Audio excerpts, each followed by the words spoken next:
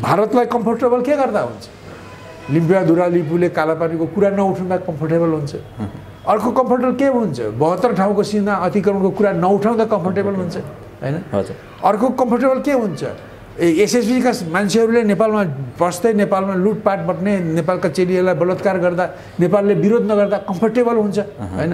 Comfortable के हुन्छ? नेपाली सामानहरूलाई चाहिँ विभिन्न बहानामा भारतमा जान नदिने र भारतका कुहिएका सामान पनि यहाँ धडडले बिना जाँच पास आउने कुरा कम्फर्टेबल हुन्छ। कम्फर्टेबल के हुन्छ भन्दा जति भने ज्यादा भारतीय नागरिकहरू नेपालमा आएर बसुन् र उनीहरूले यहाँ नक्कली काम गरेर नागरिकता लिनु, त्यसमा भारतलाई कम्फर्टेबल हुन्छ। खुला सिमाना राख्दा भारतलाई कम्फर्टेबल हुन्छ हैन? त्यतापट्टि चाहिँ कुरा चाहिँ वास्तविक त्यो हो। सिद्धान्त पनि नमिलेको, पोलिटिक्स पनि नमिलेको र बाह्य भरोसा पनि हैन? एउटा छ, जस्तै एउटाले बताइसके कि अब हामीले भारतको निम्ति कम्फर्टेबल सरकार बनाउँछौँ भनेर एउटाले भनिसके। उनीहरू त्यस हदसम्मका लम्पसारवादी हुन् हैन? 2 वर्ष पुग्यो प्रधानमन्त्रीको सुरक्षित काल सिद्धिपछि पत्रपत्रिकाले पनि लेखे अब अविश्वासको प्रस्ताव राख्ने बाटो खुलो, द्वन्द्वको बाटो खुलो भन्दै द्वन्द्वको बाटो खोलि नै हाल्यो वास्तवमा। साँडासाँड गर्ने र त्यो तहको एउटा वैयक्तिक तहको त्यो स्तरको डिप लभ परे जस्तो पनि देखाउनु हो। सबै नक्कली कुरा थिए, किनभने उहाँहरूमा त्यसरी गठबन्धन गरे पनि त्यो सुहाउँदो साझा पोलिटिक्स थिएन हैन? एकीकरण गरे पनि त्यसलाई थेग्ने साझा सैद्धान्तिक राजनीतिक सहमति थिएन। तर त्यसलाई पूर्णको निम्ति उहाँहरूले गुलाबको फुल देखाउनु भयो हैन? त्यो वास्तवमा त्यो नक्कली नै कुरा थियो र त्यो टिक्दैन थियो। त्यसैले मैले भनेको हो कि यो गठबन्धन पनि खालि सत्ता स्वार्थमा भएको गठबन्धन यो टिकाउ छैन, पनि त्यो शक्ति सहायक होला भन्ने पनि सोचेको हुन सक्ला हैन? अब त्यो नभए पनि त्यो एउटा शक्तिलाई वार्ताद्वारा शान्तिपूर्ण आन्दोलनमा ल्याउनु खुदै सरकारको एउटा प्लस पोइन्ट हो हैन? अर्थ केही नभए पनि आफै सरकारलाई एउटा क्रेडिट दिने, सरकारलाई एउटा स्याबासी दिने कुरा हो हैन? बेइमान बनेको र आचरणमा पनि भ्रष्ट बनेको शक्तिको विकल्पमा एउटा देशभक्त, प्रगतिशील, लोकतान्त्रिक, एउटा मूल्य मान्यता युक्त वैकल्पिक शक्तिको, देशभक्तिपूर्ण शक्तिको निर्माण गरौँ। त्यसका नेत्र विक्रम चन्द लगायत त्यसका सबै नेता कार्यकर्ता कमरेडहरूलाई यो विकृत यथास्थितिको विरुद्धमा एउटा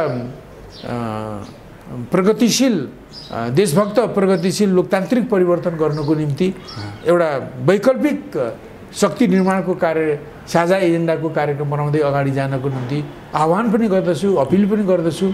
आउनुहोस्, हामीहरू शान्तिपूर्ण जुझारु आन्दोलन मार्फत विकृत स्थितिलाई समाप्त गरौँ र देशलाई अग्रगामी र राष्ट्रमुखी परिवर्तनको दिशामा अगाडि लैजाउँ। अहिले नै जनगणतन्त्र ल्याउने आमूल परिवर्तन हुन सक्छ भन्ने नेकपा एमालेको विश्लेषण छैन। यो 52 सालमा भन्दा पनि अहिले अप्ठ्यारो र साँघुरो स्थिति छ हैन। त्यस्तो स्थितिमा अहिले जनगणतन्त्र नै अहिलेको यो विकृत यथास्थितिको नयाँ विकल्प हो अथवा प्रगतिशील विकल्प हो भन्ने ठाउँ त छैन। जब यो युरो कम्युनिजमको नकल हो, त्यो युरो कम्युनिजम भन्ने सिद्धान्त युरोप जस्तो मुलुकमा त 10 वर्ष पनि टिकेन। अहिले युरो कम्युनिजम लाग्ने कयौं मान्छेहरू ग्रीनमा हरित आन्दोलनमा अरू कतिपय आन्दोलनमा लागेका छन्। अहिले उनीहरूले त्यो छोडिदिएका छन् हैन। जसलाई जब रणनीतिक सिद्धान्त हैन अथवा त्यसलाई मार्गदर्शक सिद्धान्त नेपाली क्रान्ति पूरा गर्ने, नेपालमा जनताको सत्ता ल्याउने, त्यसपछि पुँजीवाद विरोधी समाजवादको निर्माण गर्ने, त्यसपछि साम्यवादको निर्माण गर्ने कुरालाई बाटो देखाउने सिद्धान्त हो भनेर मदन भण्डारी पछिका अनुयायीहरूले जबजलाई जुन अपग्रेड गरेका छन् त्यसले के अवदान दियो भने त्यसलाई मान्नेहरूको घर घरमा कमिसन खोर गरौँ र भ्रष्टाचारहरू जन्मियो।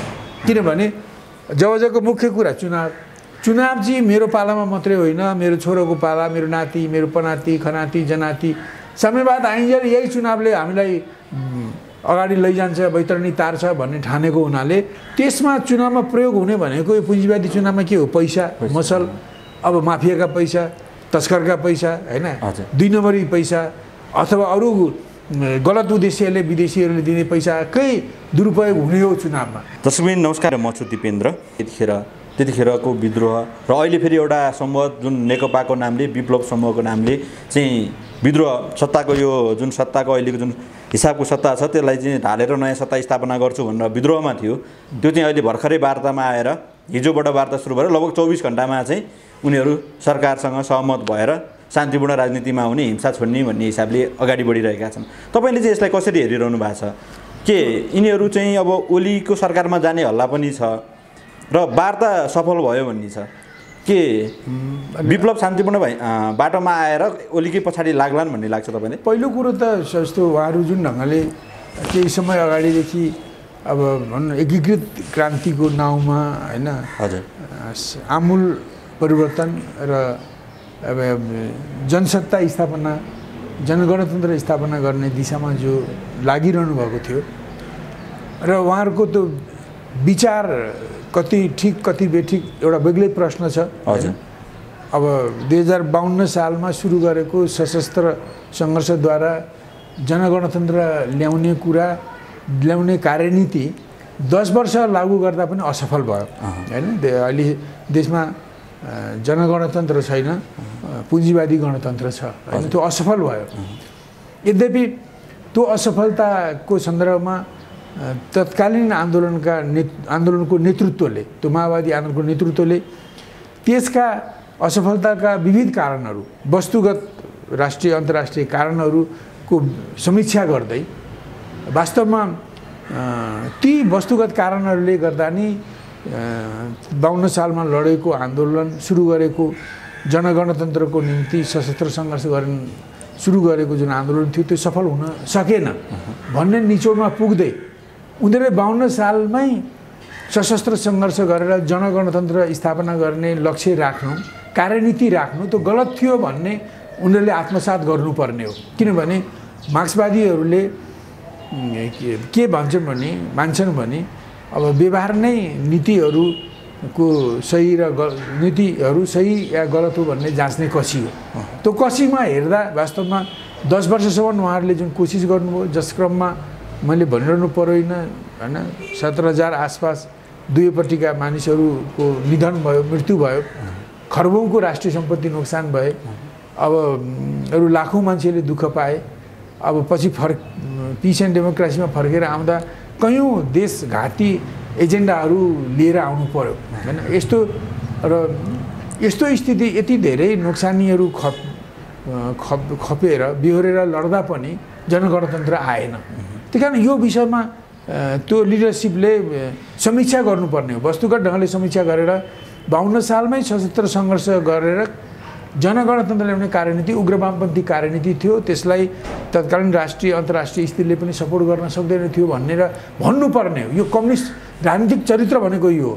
अब कम्युनिस्टको त मार्क्सवादीको त यो हुँदै नहुने अनिवार्य चरित्र हो। तर यो काम गर्न त्यो नेतृत्व चुकेको छ होइन। वास्तवमा उहाँहरूले यो समीक्षा गर्नु भएन।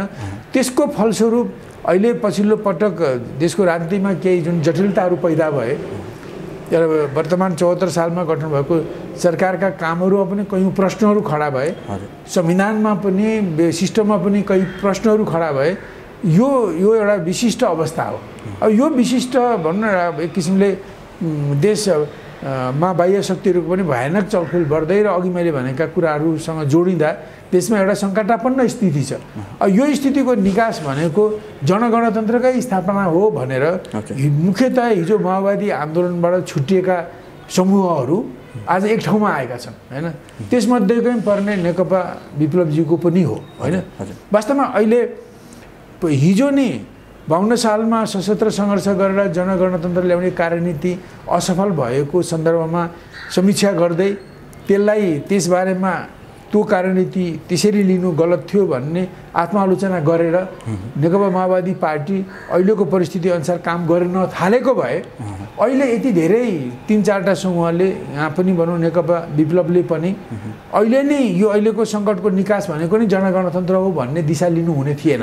किनभने उहाँहरू पनि त्यही आन्दोलनभित्रको हुनुहुन्थ्यो र उहाँले त्यो आन्दोलन असफल हुने कारण मनोगत कारण होइन होइन। उहाँहरूले धेरैले भन्नुहुन्छ बाबुराम प्रचण्डको गद्दारीले जनगणतन्त्र आएन भन्ने उहाँहरूको जुन आरोप छ, मेरो विचारमा अब बाबुराम प्रचण्डजीबाट पनि कयौँ के विषयमा गल्ती कमजोरी भयो होला त्यो आफ्नो ठाउँमा छन्।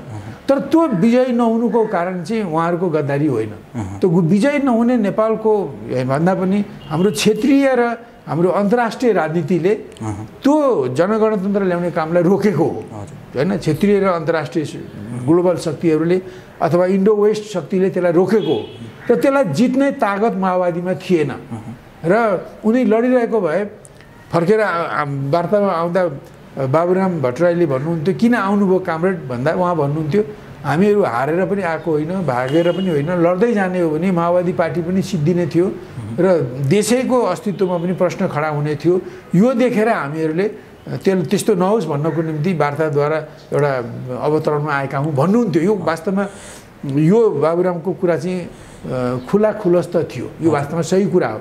मूल्याङ्कन त्यो गरेको भए अहिले यति धेरै समूहहरूले फेरि तत्कालै कम्युनिस्ट गणतन्त्र आउँछ भनेर जीवन धरापमा पार्ने, फेरि अर्को हिंसात्मक आन्दोलन गर्ने, बाह्य शक्तिलाई फेरि चलखेल गर्ने एउटा वातावरण दिने काम हुने थिएन। त्यसकारणले उहाँहरूले विप्लवजीले त्यसरी जानुको पछाडि पनि 52 सालमा सुरु गरेको सशस्त्र सङ्घर्षद्वारा जनगणतन्त्र ल्याउने कार्यनीति असफल भएको तत्कालीन नेतृत्व माओवादी नेतृत्वले समीक्षा नगरेकोले, आत्मआलोचना नगरेकोले नि उहाँ पनि त्यो बाटोमा लाग्नुभएको हो। त्यही बाटोमा अरू 4वटाले रणनीतिक मोर्चा बनाउने पनि त्यो काम नगरेकोले त्यसैको 52 सालकै सिको गरेर गएका हुन्, भ्रमवश होइन। त्यस कारण यो गलतै थियो र वास्तवमा अहिले नेपालमा कुनै पनि उद्देश्यले सशस्त्र सङ्घर्ष गरेर परिवर्तन गर्न खोज्ने कुनै पनि कसैको पनि गतिविधिहरूलाई नेपालको राजनीतिले, नेपालको जनसङ्ख्याले, नेपालको भूगोलले, नेपालको सामर्थ्यले ठेक्न सक्दैन र त्यो खालि बाह्य शक्तिहरूलाई नेपालमा बुर्किसी खेल्न, नेपालमा हस्तक्षेप गर्न मात्रै त्यसले मद्दत दिन्छ यो या त्यो तरिकाले। त्यसकारण यो उहाँहरूले केही समय अगाडिदेखि सरकारले वार्ता थालेर नेकपा चन्दसँग वार्ता थालेर अब आजसम्ममा जुन किसिमको एउटा नेकपा चन्दले हामीहरू शान्तिपूर्ण आन्दोलनमा आउँछौँ भन्नुभएको छ होइन, आउने सहमति भएको छ भनिएको छ, त्यसलाई हाम्रो पार्टीले स्वागत गरेको छ होइन। म फेरि स्वागत दोहोऱ्याउँछु र भोलिसम्म त दुवै पक्षले के सहमति गर्नुभएको छ त्यसको विवरण भोलि प्रस्तुत होला, त्यसलाई हेरेर नै विशद विश्लेषण गर्न सकिएला। तर अहिले जति सार्वजनिक भएको छ आधिकारिक ढङ्गले कि नेकपा विप्लव शान्तिपूर्ण आन्दोलनमा आउनेछ। अब अरू कुरा अब उसले हिंसात्मक आन्दोलन छोड्ने कुरा त त्यसले नै बुझिन्छ होइन, र यो राम्रो कुरा हो। र यहाँ आएपछि के को निम्ति आन्दोलन गर्ने भन्ने विषयमा बहस होलान्, छलफल होलान् र अहिलेको जुन विकृत यथास्थिति जुन छ नि अहिलेको 63 सालको परिवर्तन पछिको जुन स्थिति हो, 63 सालको परिवर्तनले केही अग्रगामी केही परिवर्तन प्रगतिशील चेन्ज त ल्यायो सोसाइटीमा, यो कुरा ठिकै छ। कति देशमा फिट हुने परिवर्तन आए, कति देशलाई अहित गर्ने, देशमा फिट नहुने परिवर्तन भए। त यो 63 सालको 62-63 को आन्दोलनले ल्याएको उपयुक्त परिवर्तनहरू जो देशका हितमा छन्, जनताको हितमा छन्, तिनीहरूलाई छानेर तिनीलाई कार्यान्वयन गर्ने, जुन परिवर्तनहरू नेपालको हितमा छैनन् तिनीहरूलाई छोडिदिने र नेपालको राजनीति जुन विदेशमुखी भएको छ होइन, 7 साल 46 साल 63 सालको अथवा 52-63 सालको आन्दोलन जुन ढङ्गले यो डेमोक्रेसीको निम्ति मात्रै नभएर त्यो विदेशी प्रभाव आउने र विदेशी हस्तक्षेप आउने पनि आन्दोलन भएको हुनाले जे जति ती खराब कुराहरू आएका छन् ती कुरालाई छोड्दै अग्रगामी परिवर्तनलाई संस्थागत गर्न एउटा अहिलेको जुन विकृत यथास्थिति छ भने संविधानले ठिक ढङ्गले सम्बोधन गर्न नसकेका, संविधानमा कमजोरी देखिएका र अरू डेमोक्रेसीमा आएका सत्तालोभी सिद्धान्तहीनता प्रवृत्तिले जुन विकृति देखेको छ, त्यसकारण मैले यसलाई भनेको यो विकृतियुक्त यथास्थितिमा परिवर्तन आउनुपर्छ। यो परिवर्तन भनेको अब चाहिँ अहिले नै जनगणतन्त्र ल्याउने आमूल परिवर्तन हुनसक्छ भन्ने नेकपा एमालेको विश्लेषण छैन। यो 52 सालमा भन्दा पनि अहिले अप्ठ्यारो र साँघुरो स्थिति छ होइन। त्यस्तो स्थितिमा अहिले जनगणतन्त्र नै अहिलेको यो विकृत यथास्थितिको नयाँ विकल्प हो अथवा प्रगतिशील विकल्प हो भन्ने ठाउँ त छैन। तर त्यसकारणले उहाँहरूले जुन आमूल परिवर्तनको विकल्प भनेर हिंसात्मक आन्दोलनहरू छेड्नु भएको थियो त्यसलाई छोडेर शान्तिपूर्ण आन्दोलनमा आइसकेपछि अब उहाँहरूले पनि अहिलेको यो विकृत यथास्थितिको विरुद्धमा साझा एजेन्डा बनाएर सशक्त जनआन्दोलन गर्ने एउटा वातावरण सिर्जना हुन सक्ला भन्ने म अपेक्षा गर्दछु। यसको निम्ति म नेकपा नेपाल कम्युनिस्ट पार्टी त्यसका नेता नेत्र विक्रम चन्द लगायत त्यसका सबै नेता कार्यकर्ता कमरेडहरूलाई यो विकृत यथास्थितिको विरुद्धमा एउटा प्रगतिशील देशभक्त प्रगतिशील लोकतान्त्रिक परिवर्तन गर्नको निम्ति एउटा वैकल्पिक शक्ति निर्माणको कार्य साझा एजेन्डाको कार्यक्रम बनाउँदै अगाडि जानको निम्ति आह्वान पनि गर्दछु, अपिल पनि गर्दछु। आउनुहोस् हामीहरू शान्तिपूर्ण जुझारु आन्दोलन मार्फत विकृत स्थितिलाई समाप्त गरौँ र देशलाई अग्रगामी र राष्ट्रमुखी परिवर्तनको दिशामा अगाडि लैजाउँ र यो सिद्धान्तमा पनि बेइमान बनेको र आचरणमा पनि भ्रष्ट बनेको शक्तिको विकल्पमा एउटा देशभक्त प्रगतिशील लोकतान्त्रिक एउटा मूल्य मान्यता युक्त वैकल्पिक शक्तिको देशभक्तिपूर्ण शक्तिको निर्माण गरौँ भनेर म यस घडीमा म अपिल पनि गर्न चाहन्छु। जस्तो अब अहिले चाहिँ कस्तो अवस्था रह्यो भने ओली आफ्नै एउटै पार्टीभित्र रडाको प्रचण्ड माधव समूह चाहिँ लगभग फुटको घोषणा नभएको अवस्था, आधिकारिकता पुष्टि मात्रै नभएको घोषणा त लगभग उनीहरूले आफ्नो तरिकाले गरे तर आधिकारिकता पुष्टि नभएको अवस्थामा प्रचण्डभन्दा बाहेकका पहिलाका माओवादीहरूलाई समेटेर ओली आफू शक्तिशाली बन्न खोजेको हो कि जस्तो पनि देखिन्छ। तपाईँ के देख्नुहुन्छ यसमा? अनि यसो अहिले मलाई त्यस्तो लाग्दैन होइन। भने एउटा कुरा के भने अब यो नेकपा विप्लवले जुन गतिविधि गरेको थियो यो वास्तवमा देशको परिस्थिति सुहाउँदो गतिविधि होइन। एक त्यसले देशमा कुनै जनताको हक अधिकार र राष्ट्रका हक अधिकार थप्ने भन्दा पनि त्यसको आडमा बाह्य शक्तिलाई चलखेल गर्न र नेपाली जनताको हक नेपाल राष्ट्रको हक खोज्न नै विदेशीलाई मद्दत पुर्याउँथ्यो। त्यो हानिकारक नै हुन्थ्यो होइन। त्यसकारण उहाँहरूले त्यो हिंसात्मक गतिविधि छोडेर शान्तिपूर्ण राजनीतिक आन्दोलनमा आउनु अत्यन्त महत्त्वपूर्ण कुरा हो। म उहाँहरूलाई वेलकम गर्न चाहन्छु होइन। अब यस्तो अब सरकारले अब अरू कति हिडन एजेन्डा हुन सक्लान् होइन, त्यो समयक्रममा खुल्दै जाला होइन। अहिले नै धेरै कुरा भनौँ न अनुमान गर्नु पनि त्यति बुद्धिमानी हुन्न होइन। अब आफ्नो केही सङ्कीर्ण स्वार्थको निम्ति पनि प्रयोग गर्न खोजेको पनि हुन सक्ला होइन। अब त्यो सक्ला भनेर मैले पनि सोच्दछु तर त्यसैको निम्ति हो भनेर ठोक्का गर्ने अवस्था छैन। तर पनि एउटा शक्ति भनेर एउटा सानो होस् या ठुलो होस् हिंसात्मक गतिविधिमा लाग्नु देशको निम्ति अहितकर हो, यो नोक्सानदायी कुरा हो अहिलेको सन्दर्भमा। त्यसकारण त्यो शक्तिलाई वार्ताद्वारा शान्तिपूर्ण गतिविधिमा ल्याउनु सकारात्मक कुरा हो। अब त्यसपछि अब त्यो शान्तिपूर्ण गतिविधिमा लाग्ने शक्तिले अब के कस्तो काम गर्दै जाने हो, के कस्ता नीति लिने हो, के कस्ता दाउपेच प्रयोग गर्ने हो भन्ने कुरा चाहिँ त त्यो सबै देखिपछि नै विश्लेषण गर्ने कुरा हुन्छ होइन। त्यसकारण हुनसक्ला सरकारले आफ्नो सत्ता संरक्षणको हितमा पनि त्यो शक्ति सहायक होला भन्ने पनि सोचेको हुनसक्ला होइन। अब त्यो नभए पनि त्यो एउटा शक्तिलाई वार्ताद्वारा शान्तिपूर्ण आन्दोलनमा ल्याउनु खुदै सरकारको एउटा प्लस पोइन्ट हो होइन। अर्थ केही नभए पनि आफै सरकारलाई एउटा क्रेडिट दिने, सरकारलाई एउटा स्याबासी दिने कुरा हो होइन। त्योभन्दा बढी उहाँले ठिकै ढङ्गले सोचेको भए अब भन्नु कोही छैन। तर त्यसलाई अब बडो सङ्कीर्णतापूर्वक सोचिएको हो भने त्यो त्यसैले थाहा हुन्छ, त्यसले सोच्नेलाई पनि त्यस्तो सहयोग गर्नलाई पनि फाइदा पुर्याउँदैन। जस्तो अब नेकपा जुन फुटको जुन द्वन्द्व छ योभन्दा अगाडि पनि धेरै कम्युनिस्टहरू फुटे, धेरै जुटे पनि। यिनीहरू जुट्दा पनि एउटा तामझामले जुटे। यो अहिलेको जुन प्रचण्ड माधव समूह, त्यतिखेरको ओली समूहसँग प्रचण्ड समूहहरू जुन माओवादी र एमालेको एकता पनि तामझामले भयो। उनीहरू त्यतिखेर लभै परेको जसरी फुल साटासाटसम्म गरे।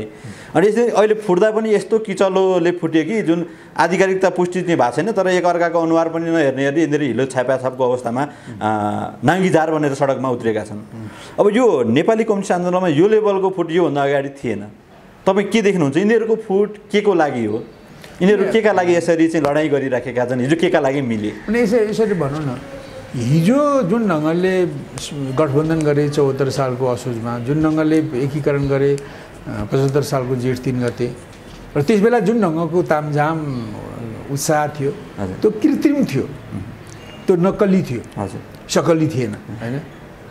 र त्यस बेला धेरै त्यसरी नाटक भयो जस्तो अघि भन्नुभयो। अब फुल साँडासाँड गर्ने र त्यो तहको एउटा वैयक्तिक तहको त्यो स्तरको डिप लभ परे जस्तो पनि देखाउनु हो। सबै नक्कली कुरा थिए, किनभने उहाँहरूमा त्यसरी गठबन्धन गरे पनि त्यो सुहाउँदो साझा पोलिटिक्स थिएन होइन। एकीकरण गरे पनि त्यसलाई थेक्ने साझा सैद्धान्तिक राजनीतिक सहमति थिएन। तर त्यसलाई पूर्णको निम्ति उहाँहरूले गुलाबको फुल देखाउनु भयो होइन। त्यो वास्तवमा त्यो नक्कली नै कुरा थियो र त्यो टिक्दैन थियो। त्यसैले मैले भनेको हुँ कि यो गठबन्धन पनि खालि सत्ता स्वार्थमा भएको गठबन्धन यो टिकाउ छैन। भलै उहाँहरूले राम्रो गठबन्धन घोषणापत्र ल्याएर त्यस दुइटै मिलेर त बहुमत ल्याए होइन। अब त्यो कुनै ठुलो कुरा थिएन होइन। जनताले जब नबुझेको बेलामा हो न हो उनीहरूले स्थिरता देलान्, शान्ति देलान्, विकास देलान् भनेर भोट हाले। त्यो जनताको भनौँ न निर्दोषीपन सोझोपनको फाइदा उठाएका मात्रै हुन् होइन। वास्तवमा त्यो पनि भएन। अब एकीकरणमा त उहाँहरूको सिद्धान्तै मिल्दैन थियो होइन। अब उहाँहरूको माने कार्यशैली कार्यपद्धति नै मिल्दैन थियो। उहाँहरूको विदेश नीति नै मिल्दैन थियो मुख्य रूपमा। तर पनि उहाँहरूले चाहिँ सत्ताको निम्ति आलो हालेको मात्रै थियो। अब त्यो चाहिँ संविधानले सुरक्षा गरेको 2 वर्षसम्म भित्रभित्र पाक्दै मात्रै देखिएन। अब 75-76 सालको जेठ 3 गते पुगेपछि फागुन 3 गते पुगेपछि 75-76 को फागुन 3 गते पुगेपछि 2 वर्ष पुग्यो। प्रधानमन्त्रीको सुरक्षित काल सिद्धिपछि पत्रपत्रिकाले पनि लेखे अब अविश्वासको प्रस्ताव राख्ने बाटो खुलो, द्वन्द्वको बाटो खुलो भन्दै द्वन्द्वको बाटो खोलि नै हाल्यो। वास्तवमा 76 को फागुन 3 देखि सुरु भएको 77 को फागुन नपुगिकन विचित्रका कामहरू भए, धेरै लडाइँहरू भए र पुस 5 गतेको घटना भयो। अहिले यहाँसम्म आएको छ। त्यसकारण अहिलेको यो जुन उहाँहरूको छ यो पनि विभाजन पनि यो अब यसलाई मैले कृत्रिम नभने पनि यो स्वाभाविक विभाजन भएन होइन। यो स्वाभाविक तब हुन्थ्यो हाम्रो सिद्धान्त मिलेन, हाम्रो नीति मिलेन, हाम्रो कार्यशैली मिलेन, हाम्रो अन्तर्राष्ट्रिय विश्लेषण मिलेन होइन। अब अन्तर्राष्ट्रिय रूपले गुरु थाप्ने शक्तिहरू फरक भए होइन भन्ने कुरा गरेर छुटिएको भए यो स्वाभाविक छुट हुन्थ्यो होइन। त्यतापट्टि चाहिँ भयो कुरा चाहिँ वास्तविक त्यो हो। सिद्धान्त पनि नमिलेको, पोलिटिक्स पनि नमिलेको र बाह्य भरोसा पनि होइन। एउटा छ जस्तै एउटाले बताइसके कि अब हामीले भारतको निम्ति कम्फर्टेबल सरकार बनाउँछु भनेर एउटाले भनिसके। उनीहरू त्यस हदसम्मका लम्पसारवादी हुन् होइन। विदेशीको अगाडि लम्पसार परेर उनीहरूलाई कम्फर्टेबल बनाउने अब प्रचण्ड माधवहरूको कुरा बाटो त्यो रहेछ। अहिले त सबैलाई थाहा छ। भारतलाई कम्फर्टेबल के गर्दा हुन्छ? लिम्पियाधुरा लिपुले कालापानीको कुरा नउठाउँदा कम्फर्टेबल हुन्छ। अर्को कम्फर्टेबल के हुन्छ? 72 ठाउँको सीमा अतिक्रमणको कुरा नउठाउँदा कम्फर्टेबल हुन्छ होइन। अर्को कम्फर्टेबल के हुन्छ? एसएसबीका मान्छेहरूले नेपालमा बस्दै नेपालमा लुटपाट बट्ने, नेपालका चेलीहरूलाई बलात्कार गर्दा नेपालले विरोध नगर्दा कम्फर्टेबल हुन्छ होइन। कम्फर्टेबल के हुन्छ? नेपाली सामानहरूलाई चाहिँ विभिन्न बहानामा भारतमा जान नदिने र भारतका कुहिएका सामान पनि यहाँ धडडले बिना जाँच पास आउने कुरा कम्फर्टेबल हुन्छ। कम्फर्टेबल के हुन्छ भन्दा जति भने ज्यादा भारतीय नागरिकहरू नेपालमा आएर बसुन् र उनीहरूले यहाँ नक्कली काम गरेर नागरिकता लिनु, त्यसमा भारतलाई कम्फर्टेबल हुन्छ। खुला सिमाना राख्दा भारतलाई कम्फर्टेबल हुन्छ।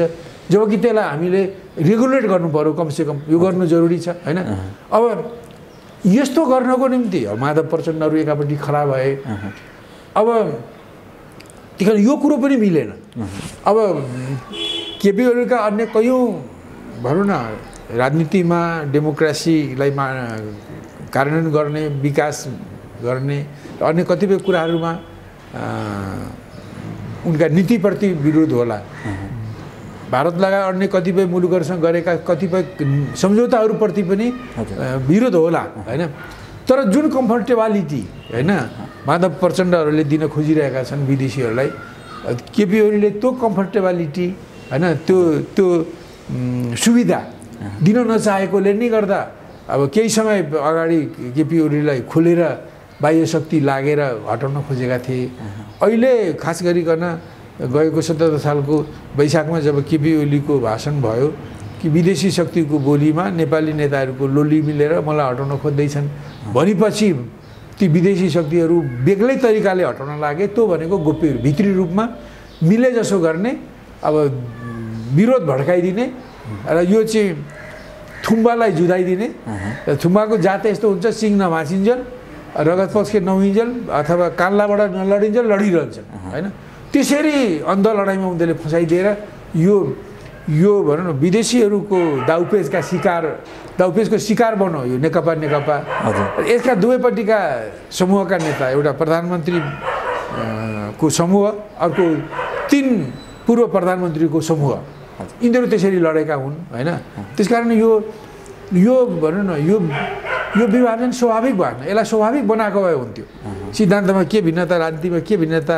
यो कम्फर्टेबिलिटी दिने कुरामा के भिन्नता बरु यसमा भएको भए मान्छेले चिन्थे अब नचिने पनि के भने बिरालोले म्याउ गरिसक्यो अब मान्छेले बुझे हुन्छ गरिसक्यो के बिरालो छु भनेर यो सबै चर्तिखाला गरेका रहेछन् होइन बुझ्यो नि अहिले आएर होइन अब त्यसमा चाहिँ हिजोसम्म च्यादर ओढेर घिउ खानेहरू जस्तो माधव नेपाल झलनाथ खनाल यिनीहरू पनि उतैपट्टिका मान्छे रहेछन् आज यो बुझ्यो नि त होइन त्यसकारणले यो यसो हेर्दा त्यस कारण यो अहिलेको विभाजन पनि अब यो स्वाभाविक भएन होइन यसलाई स्वाभाविक बनाएको भए हुन्थ्यो सिद्धान्त आफ्नो वास्तविक कुरा के हो त्यो लिएर तर अन्तर्गत त्यो खुलिसकेको छ होइन यो भएको छ त्यही कारण हिजोको पनि मिलन पनि अस्वाभाविक थियो मिलन अस्वाभाविक थियो यो बिछोड पनि यो फुट पनि अस्वाभाविक बन्यो र स्वाभाविक छ कि अब यति भइसकेपछि यसले एउटा प्रक्रियामा अब भनौँ न केही दिन केही अप्ठ्यारो झेलेर होइन यो नेकपा नाउँको भुँडीबाट 2टा जीवहरू बाहिर निस्किन्छन् अनि यो अलिकति समय लाग्ला होइन चाहे त्यो जीवले निकाल्न अब यो निर्वाचन आयोगले कहीँ सर्जरी गर्नुपर्ने हो कि होइन अथवा कहीँ अब संसदले नै दल विभाजनको नयाँ ऐन पास गरेर यसलाई सहज बनाइदिनु पर्ने हो कि देउवाले त भनिसके नि संसदमा चाहिँ दल विभाजनको ल्याउने हो भने हामी सपोर्ट गर्छौँ पनि त्यो त्यसरी हुने हो कि होइन अथवा अब यो संसदीय खेलमा कुनै न कुनै हिसाबले होइन त्यो विभाजित भएर जानुपर्ने एउटा बाध्यतालाई स्वीकारेर हुने हो कि यो त हेर्न बाँकी छ होइन तर यो हिजोको पनि अस्वाभाविक गठबन्धन र एकता थियो राजनीतिहीन सिद्धान्त र रणनीतिहीन थियो र आजको पनि यो अस्वाभाविक छ होइन यो उनीहरूले मुख्य कुरा भित्र राखेर र बाहिरी कुरामा झगडा गरिरहेका देखिन्छन् तर जनताले बुझ्नुपर्छ यो विभाजन के को लागि रहेछ भन्ने कुरा प्रचण्डजीले खुलासा गर्नुभएको छ यो एउटा मुलुकको कम्फर्टेबिलिटीको लागि एउटा मुलुकको निम्ति एउटा सहज सुविधाजनक काम गर्ने सरकार गठनको निम्ति भएको रहेछ नेपालीहरूले बुझ्न जरुरी छ यो कुरा उनीहरू कठपुतली सरकार बनाउन चाहन्छन् त्यही कम्फर्टेबलमा चाहिँ यतापट्टि केही नेताहरू रमाउन चाहन्छ त्यो देखियो त्यो भए यसमा अर्को भने यो सायद जुन लेभलमा कम्फर्टेबिलिटी उनीहरूले त्यो सुविधा उनीहरूले दिन चाहेका थिए सायद केपी ओलीको त्यो लेभलमा त्यो सुविधा दिनुहुन्न भन्ने थियो होला होइन त्यसकारणले यो झगडा भयो होला तर उनीहरूले मुख खोलेका छैनन् यो एक दिन यो मुख खोलिन्छ के कुरा मिलेका थिए के कुरा मिलेका थिएन भन्ने एकदम त्यो आउँछ तर एकापट्टिबाट बिरालोले म्याउ गरिसक्यो उसले किन लडेको रहेछ भन्ने कुरा प्रचण्डजीले बताइसक्नुभयो अब हाम्रो ऋषि धमराजीको इन्टरभ्यूमा उहाँले खुलेर बताइसक्नुभयो होइन अब त्यस कारणले यो बडो अस्वाभाविक विभाजन भइरहेको छ र यसले बरु चाँडै नै अब उनीहरू मिलेर जाने सम्भावना म कम देख्छु फेरि पनि मिल्छन् भने फेरि पनि यही झगडा हुन्छ नि त्यहाँ त्यसकारण अब के 3 वर्ष त यो लगनगाँठो गाँसिएको देखियो अब यो अलगिएर आफ्नो बाटो लागेदेखि उनीहरूले आफ्नो नीति अनुसार गरी खाने थिए होला नेपाली जनता एउटा भ्रमबाट मुक्त पनि हुन्थे र सबैले उनीहरूले लिएका आफ्नो नीति अनुसार उनीहरूले जनताको समर्थन या विरोध पाउँथे र उनीहरूले आफ्नो भूमिकालाई निश्चित गर्थे होइन त्यही कारण यो कुरा चाँडै होस् भन्ने नेकपाले कामना गर्न चाहन्छ जस्तो अब अहिले जसरी चाहिँ प्रचण्ड र माधव कुमार मिलिरहेछन् हिजो ओलीसँग मिल्दा पनि प्रचण्ड त्यही लेभलका कुरा गर्थे त्यस्तै कुरा गर्थे हामी चाहिँ यो हिसाबले हाम्रो यो मिल्छ ट्युनिङ मिल्छदेखि लिएर के मिल्छ भन्थे प्रचण्ड अहिले माधव कुमारसँग त्यही लेभलको कुरा गर्छन् हामीसँग यो मिल्यो यो हिसाबले चाहिँ हामी एकता गरिरहेछौँ हामी सत्ताका लागि होइनौँ भनिरहेछन् अब भोलि फेरि प्रचण्ड र माधव कुमारको पनि यही ओलीसँग जस्तै बिछोड हुने सम्भावना चाहिँ देख्नुहुन्छ कि एउटा कुरा अरूलाई भन्दा जस्तो भनौँ एउटा कतिपय यो भनौँ न यो कम्फर्टेबलिटी दिने कुरामा सायद उहाँहरूको सहमति होला हजुर होइन तर त्यो बाहेक जस्तो भनौँ उहाँहरूले जुन पार्टी भनेपछि त्यसको कुनै सिद्धान्त मान्यता हुन्छ त्यो सिद्धान्त र मान्यताको लेभलमा उनीहरूको कति सहमति बनेको छ म जानकार छैन होइन तर माधव नेपालले हिजो चाहिँ आफू नै यो जबजको दोस्रो प्रवक्ता हुँ दोस्रो निर्माता हुँ भन्ने जस्तो क्लेम गर्नुहुन्थ्यो होइन हुन त मैले देख्दाखेरि जबजलाई समर्थन गर्ने उहाँ धेरै पछि पुग्नु भएको हो भन्ने मेरो स्मरणले त्यही भन्छ उहाँ सुरुदेखिकै होइन पछि आउनुभएको यद्यपि खुदै जबज यो युरो कम्युनिजमको नक्कल हो त्यो युरो कम्युनिजम भन्ने सिद्धान्त युरोप जस्तो मुलुकमा त 10 वर्ष पनि टिकेन अहिले युरो कम्युनिजम लाग्ने कयौँ मान्छेहरू ग्रिन हरित आन्दोलनमा अरू कतिपय आन्दोलनमा लागेका छन् अहिले उनीहरूले त्यो छोडिदिएका छन् होइन अब नेपालमा त्यो युरो कम्युनिजमको नक्कलको रूपमा जबज आयो त्यो त असफल भयो भने अहिले देखिसक्यो अहिले जुन ढङ्गले भनौँ न एमाले जसलाई अगाडि सार्यो र जुन त्यससँगको सहकार्यमा जाने जुन नेकपा माओवादी पनि थियो उनीहरूका नेता कार्यकर्ताका घर घरमा 10 रुपियाँदेखि 10 लाख 10 करोडसम्मको कमिसनको कारोबार नगर्ने मान्छे नभेटिएलान् जबजले गरेको भनेको त्यही हो होइन जबजलाई जब रणनीतिक सिद्धान्त है अथवा त्यसलाई मार्गदर्शक सिद्धान्त नेपाली क्रान्ति पुरा गर्ने नेपालमा जनताको सत्ता ल्याउने त्यसपछि पुँजीवाद विरोधी समाजवादको निर्माण गर्ने अनि त्यसपछि साम्यवादको निर्माण गर्ने कुरालाई बाटो देखाउने सिद्धान्त हो भनेर मदन भण्डारी पछिका अनुयायीहरूले यो जबजलाई जुन अपग्रेड गरेका छन् त्यसले के अवदान दियो भने अब त्यसलाई मान्नेहरूको घर घरमा कमिसन खोर गरौँ र भ्रष्टाचारहरू जन्मियो किनभने जबजको मुख्य कुरा चुनाव चाहिँ मेरो पालामा मात्रै होइन मेरो छोरोको पाला मेरो नाति मेरो पनाति खनाति जनाति साम्यवाद आइन्जेल यही चुनावले हामीलाई अगाडि लैजान्छ बैतरणी तार छ भन्ने ठानेको हुनाले त्यसमा चुनावमा प्रयोग हुने भनेको यो पुँजीवादी चुनावमा के हो पैसा मसल अब माफियाका पैसा तस्करका पैसा होइन 2 नम्बरी पैसा अथवा अरू गलत उद्देश्यले विदेशीहरूले दिने पैसाकै दुरुपयोग हुने हो चुनावमा अब त्यसरी चुनाव गर्नेहरूले अब देशकै खरिद बिक्रीमा कमिसन खान्छन् ठेक्कापट्टामा कमिसन खान्छन् र अब हरेक सानातिनो कारोबारमा जस्तो 10-20 रुपियाँको खरिद बिक्रीमा पनि कमिसन खान्छन् अब त्यो कारण यो कमिसन खाने यो मार्जिन खाने यो पैसा कमाउने यो गलत तत्त्वहरूसँग मिल्ने कुरा चाहिँ जबजको अभिन्न अङ्ग भयो त्यस कारण यो जबजले मलाई लाग्छ 100% त नभनौँ लगभग 80-90% एमाले र माओवादी जनहरूका परिवारहरूमा यो कमिसन खाने मान्छे नभएका कोही कहीँ पनि छैन 70-80%हरू त्यसमा मुछेका छन् साना टुना केसमा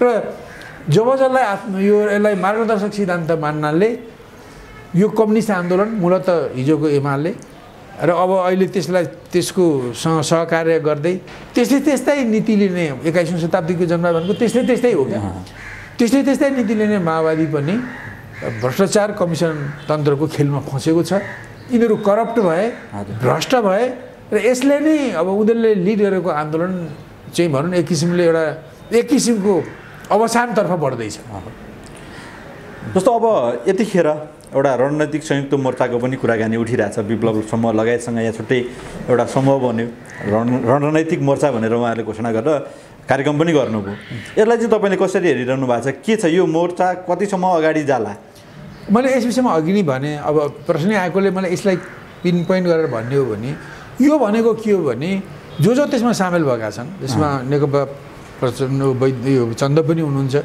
अब वैद्य गजुरेलजीको समूह पनि छ अर्को आउतीजीको छ अर्कोको पनि छ होइन विभिन्न समूह छन् वास्तवमा यो मैले अघि नै भने नि माओवादीले 52 सालमा सशस्त्र सङ्घर्ष गरेर जनगणतन्त्र ल्याउने कार्यनीति लागू गर्दा अघि भने जति डङ्गुर नोक्सानीहरू भए त्यति धेरै मान्छे मर्ने त्यति खरबौँ पैसा नोक्सान हुने त्यति धेरैले दुःख पाउने पछि फर्कँदा चाहिँ विदेशी एजेन्डा लिएर आउने यति भए अब त्यसको आत्मालोचना नगरेकोले गर्दा माओवादी पार्टी चिरा धुजा भयो। हामीले त्यो आत्मालोचना गरेको भए त्यो कारण किन त्यो 52 सालमा स्थापित गरेको लिएको सशस्त्र आन्दोलनबाट जनगणतन्त्र कायम गर्ने कार्यनीति किन लागू भएन भन्ने कुराको वस्तुगत समीक्षा गरेको भए उनीहरूले के देख्थे भने यो इन्डिया वेस्ट शक्तिहरूको कारणले उनीहरूको अवरोधले चाहिँ आउन नसकेको हो, यो वस्तुगत कारण हो। त्यसकारण यो 52 सालमै यो सशस्त्र सङ्घर्ष गरेर नेपालमा जनगणतन्त्र अहिले नै आउँछ भनेर सोच्नु गलत रहेछ भनेर यो प्रचण्डजीहरूको समूहले यसलाई स्वीकार गर्नु पर्थ्यो, त्यसलाई सच्याउनु पर्थ्यो। त्यसो गरेको भए अहिले प्रचण्डहरूसँग छुट्टिनेहरू सबै हैन, अधिकांश प्रचण्डबाट छुट्टिने 3टा समूह, अर्को एउटा समूह मिलेर 4टाको त्यो रणनीतिक मोर्चा आएको छ। उनीहरूले यस्तो काम गर्ने नै थिएनन्, किनभने उनीहरूलाई थाहा हुन्थ्यो कि वास्तवमा यो 52 सालमा प्रचण्डले सुरु गरेको आन्दोलन लक्ष्यमा नपुग्नु, जनगणतन्त्र नपुग्ने कारण प्रचण्ड र बाबुरामको गल्ती होइन हैन। बाबुराम र प्रचण्डका अरू नै गल्ती छन्, त्यो मैले यहाँ नभनौँ, तर उनीहरूको त्यो कारणले होइन, यो इन्डो वेस्ट शक्तिको कारणले नपुगेको र त्यसलाई जितेर जनगणतन्त्र ल्याउने त्यो आन्दोलनमा क्षमतै थिएन। त्यस बेला पनि थिएन, अहिले पनि छैन हैन। र त्यस कारणले त्यो गल्ती, त्यो जुन काम गरियो र काम असफल भएपछिको समीक्षा नगरेर त्यसबाट शिक्षा नलिएको कारणले गर्दा यो 4 वाम समूहको यो रणनीतिक मोर्चा बनेको हो। र यो वास्तवमा यो त्यो किसिमको विकल्पको रणनीतिक विकल्पको निम्ति, जनगणतन्त्रको विकल्पको निम्ति बन्नु अहिले समयोचित होइन हैन। त्यो कार्यान्वयन गर्यो भने हिजो 52 सालपछि माओवादीले देशमा जुन आपत ल्यायो र जति अघि नोक्सानी मैले भने जति नोक्सानी ल्यायो र पछि उसले आफूले हात लागो शून्य भएर अहिले जुन प्रचण्डको हालत छ त्यस्तो हुने स्थितिमा पुग्ने काम गर्नुको औचित्य छैन। यसको माने यो होइन कि आजको जुन यथास्थिति छ, संविधानले दिएको जुन यथास्थिति छ, यो यथास्थिति जुन विकृत यथास्थिति भन्छु मैले हैन, लोकतन्त्र धनतन्त्रमा लुटतन्त्रमा परिणत भयो हैन। त्यसको चुनाव प्रणाली त्यस्तै छ, शासकीय स्वरूप त्यसलाई सघाउने छ। संहिताको विशेष गरिकन यो प्रदेश संरचनाले त्यही धनतन्त्र त्यही लुटतन्त्रलाई नै सघाउँछ, भ्रष्टाचारलाई नै सघाउँछ र देशमा अब त्यो प्रशासनिक खर्च बिहोर्न अरबौँ विदेशी ऋण ल्याएर मात्रै यो संहिता चलिरहेको स्थिति छ। त्यस कारण त्यसलाई बदल्नु आवश्यक छ हैन। नेपाललाई धर्मनिरपेक्ष भनेर साम्राज्यवादीहरूका दूतहरू जो क्रिस्चियन छन्, त्यो क्रिस्चियनीकरण गरेर नेपालको संस्कृतिलाई समाप्त गर्ने र नेपालको पहिचानलाई समाप्त गर्ने जुन खतरा छ त्यसलाई बदल्नु छ। यसको माने यो होइन कि नेपाललाई हिन्दू राष्ट्र घोषणा गर, यसको माने यो होइन कि सनातनी राष्ट्र घोषणा गरे। यसको माने के हो भने अनि अहिलेको जमानामा धर्मले कुनै राज्य चल्ने होइन हैन। राज्य राजनीतिले सिद्धान्तले चल्ने हो र राजनीतिले धर्मलाई मर्यादित ठाउँ दिनुपर्छ। र मैले देखेको अब वाम राजनीतिले अथवा कम्युनिस्टहरूले नेपालमा धर्मलाई मर्यादित ठाउँ दिने हो भने राज्यलाई धर्म सहिष्णु राज्य घोषणा गर्नुपर्छ। धर्मप्रति टोलरेन्स भएको हैन, सहिष्णुता रहेको हैन, त्यो राज्य भयो भने त्यो स्वाभाविक छ कि धर्मसँग संस्कृति जोडिएको हुन्छ, संस्कृतिसँग पहिचान जोडिएको हुन्छ, पहिचानसँग अस्तित्व जोडिएको हुन्छ। त्यसकारण यो धर्म सहिष्णु भयो भने यहाँ धेरै धर्म भएको मुलुक हो हैन। हिन्दू धर्म छ, किराँत धर्म छ, हिन्दू धर्म छ, बुद्ध धर्म छ, मुस्लिम धर्म छ, रत्नमल्लको पालादेखि अरू सम्प्रदायहरू छन्। र नेपाललाई धर्मनिरपेक्ष राखेर क्रिस्चियनीकरण गर्ने जुन मैदान साफ गरिदिएका छन् केही मान्छेले, ती भनेका पनि कोही होइन रहेछन्, यिनै प्रचण्ड माधव नेपाल नै रहेछन्। माधव नेपाल जसले होली वाइनको काण्ड रचे हैन, प्रचण्डहरू जसले चर्चमा गएर अब यो केबी रोकाएर त भनिरहेका छन् कसरी प्रचण्ड क्रिस्चियनहरूले माओवादी आन्दोलनलाई सघाएका थिए भन्ने कुरा त उनले धेरै बयान दिएर युट्युबमा बोलिसकेका छन् हैन। उनीहरू रहेछन् हैन। त्यसकारण यो देशको पहिचानलाई, संस्कृतिलाई, पहिचानलाई र अस्तित्वलाई सिद्धाउने छ, यसलाई हटाउनुपर्छ यो धर्मनिरपेक्षतालाई। र नेपाललाई हिन्दू राष्ट्र होइन, हिन्दू राष्ट्र लेखाइ पनि द्वन्द्व बढ्ने हो हैन। र अहिले केही केबी रेखा साथी चाहिँ तिनी हिजो माओवादीलाई चर्चमा पुर्याउने हुन्, उनले हिन्दू धर्मनिरपेक्ष लेखाउनेमा मैले नै भूमिका खेलेँ भन्छन्। त्यो गल्ती भयो भने आत्मालोचना गर्छन्, तर गल्ती भयो भने आत्मालोचना गर्छन् भने किन फेरि द्वन्द्वको बिउ रोप्ने गरी नेपाललाई हिन्दू राष्ट्र बनाउने कुरा गर्छन्? ती यो पश्चिमा क्रिस्चियनहरूकै एजेन्डा हो कि नेपालमा हिन्दूहरू धेरै भएकोले धर्मनिरपेक्षता नटिक्ला, त्यसपछि नेपाललाई द्वन्द्वमा फसाउने हो भने यहाँ हिन्दू राष्ट्र लेखाउनुपर्छ। हिन्दू राष्ट्र यहाँ थोपरियो भने स्वाभाविक छ कि अन्य धर्मावलम्बीहरू चाहे किराँत धर्मावलम्बी हुन्, बुद्ध धर्मावलम्बी हुन्, मुस्लिम धर्मावलम्बी, अरू धर्मावलम्बी, उनीहरू खुसी हुने छैनन्, उनीहरूमा असन्तुष्टि हुन्छ र त्यहाँ एमएनए जस्तो एउटा उग्रपन्थी संस्था पनि छ होइन, जो त्यसलाई चाहिँ चाहिने भन्दा बढी उठाइरहेको छ त्यसले होइन। त्यस्ता मान्छेहरू चाहिँ हतियार बोक्न तयार भएर बसेका छन् र हिन्दू राष्ट्र लेखाएपछि अब हतियार बाँड्न अथवा पैसा बाँड्नको निम्ति युरोपियन युनियनका मान्छेहरू दूतावासमा पैसाको धोक्रो लिएर बसेका छन् होइन। हिजो सिके राउतलाई पैसा मानव अधिकार हनन भयो भनेर नेपाल सरकारले बिहान गरेको पार्टीलाई भेट्न जाने त तिनीहरू नै हुन् नि त। अब उनीहरूले नेपाललाई द्वन्द्वमा सशस्त्र द्वन्द्वमा फसाउने काम गर्नेछन्। त्यस कारण केबी रोकाएको मन चाहे त्यस्तो नभए पनि म केबी रोकाएलाई उहाँले जुन आत्मालोचना गर्नुभयो, मैले के धर्मनिरपेक्षता लेखाउनमा गल्ती गरेँ भनेर, त्यसको लागि म धन्यवाद दिन चाहन्छु। म उहाँलाई आरोप लगाउन चाहन्न, उहाँको त्यो मन शुद्ध मनले गरेको होस् भन्ने कामना गर्छु। तर नेपालमा क्रिस्चियनहरूले हिन्दू राष्ट्र लेखाउनुपर्छ भन्नु यो जाली कुरा हो। फेरि द्वन्द्वमा लाने, फेरि द्वन्द्वमा लाने र फेरि आफ्नो स्वार्थ अनुकूल काम गर्ने नै उनीहरूको दाबी। यो यति हो कि एउटा कथाको सिनेप्सिस भन्यो भने टुकिन्छ। एउटा गाउँ अत्यन्त जाली मान्छे थियो अरे, त्यसले सारा मान्छेलाई चाहिँ कृत्रिम कागज नक्कली तमसुक बनाएर ठगेर पुलिस लगाएर जेल पठाएर हैरान दुःख दिएको रहेछ र मर्ने बेलामा 80-90 वर्ष पुगेपछि अब मृत्युशैय्या पुगेपछि सारा गाउँलेलाई बोलाएर उसले खानपिन खुवाएर माफ मागेछ, हेर्नुहोस् मैले तपाईँलाई साह्रै दुःख दिएँ, अब म मर्न लागेँ, म अब सिधै रौरव नरकमा जाने परेँ, मलाई त्यो नरकबाट तपाईँहरूले उद्धार गर्नुहुन्छ, त्यसको एउटा सजिलो बाटो छ। तपाईँहरूलाई म प्रति धेरै दुःख लागेको छ, धेरै रिस उठेको छ, म मरेपछि मलाई सद्गति नगर्नु, नजलाउनु, नगाड्नु, मलाई यो चौबाटोमा 7 बाटोमा लगेर मेरो लासमा बाँसका तिखा तिखा घोचा बनाएर ठोकेर मलाई त्यहीँ सडाइदिनु, ती कागकाबुवाले खाएर मेरो जोस्। त्यस्तो भयो भने मैले चाहिँ नरक जानु पर्दैन, यति मलाई कल्याण गरिदिनुहोस् भनेर उसले भनेछ त्यो जालीले। जनताले मानिसहरूले पनि पछि गई घरबाट निस्किन्छ, हो त बजियाले यति गरेको मैले बदलाइदिन पाइएन, ल मरेपछि भए पनि ल यो बाँसको भाटाले रोपेर भए पनि बदलाइदिनु पर्यो भनेर उनीहरूले मरेपछि चौरास्तामा लगेर उसलाई चाहिँ उसको लासमा चाहिँ बाँसको किलाहरू ठोकेर गएछन्। 2-4 दिन त्यहाँ तिलङ्गा घुम्दै आएछ सिपाही, अनि तिलङ्गा त्यसरी चाहिँ मान्छेलाई भीष्मजीलाई सरसैयामा राखे जस्तो बाँसको भाटाले घोचेपछि सारा गाउँलाई बाँधेर लगेछ, उनीहरू जेलमा परेछ। भनेपछि त्यो जालीले जिउँदो हुँदा पनि सुख दिएन, मरेर जाँदा पनि सुख दिएन। त्यही कुरा क्रिस्चियनहरूको धर्मनिरपेक्षता लिएर पनि नेपालमा धर्म परिवर्तन गरेर नेपालको संस्कृति बदल्ने, पहिचान बदल्ने, राष्ट्रलाई डुबाइदिने काम अहिले गरिरहेका छन्।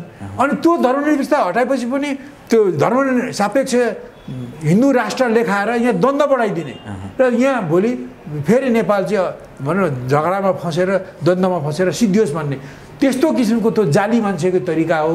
यो जाली क्रिस्चियनहरूको, साम्राज्यवादी क्रिस्चियनहरूको त्यो जालसाजी हो। त्यस कारण हामी धर्मनिरपेक्षता हट्नुपर्छ, तर हिन्दू राष्ट्र लेखिनुहुन्न, तर धर्म सापेक्ष राष्ट्र लेखिनुहुन्न। एकदम प्रष्ट छौँ हामीहरू। र त्यस्तो स्थितिमा देशमा सबै धर्मले भनौँ न समानताको साथमा, सम्मानको साथमा सहजीवन व्यतीत गर्न सक्छन् होइन। अब हामी त्यसरी जान सक्छौँ। यस्ता यस्ता यी धेरै कुराहरू छन्। यी यस्ता धेरै कुराहरूलाई हटाएर होइन डेमोक्रेसीमा जुन भ्रष्टाचार बढेको छ यसमा अब त्यसको निर्वाचन प्रणाली, संसदीय अब यो अहिलेको यी सारा कुरालाई बदल्नको निम्ति अब सारा देशभक्तहरू एक ठाउँमा आउनुपर्छ। हामीले त के भन्छौँ भने 2063 सालमा जुन 3 पक्षीय सहमति बन्यो, तत्कालीन राजा, तत्कालीन माओवादी, तत्कालीन 7 दलले मिलेर कि देशको सार्वभौमिक सत्ता र राजकीय सत्ताको मालिक भनेको जनता हो अथवा